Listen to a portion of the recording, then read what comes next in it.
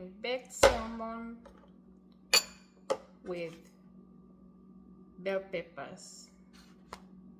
So thank you and come along. I'm going to season the vegetables.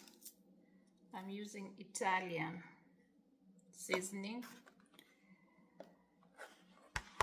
I'm going to add a little bit of salt. Sprinkle a little bit of olive oil. And just mix it together.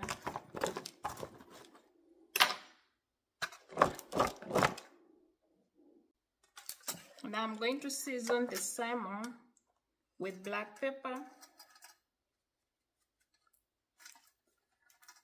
like that.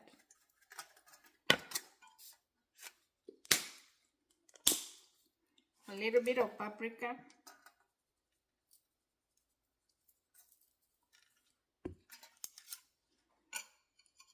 And this is garlic butter.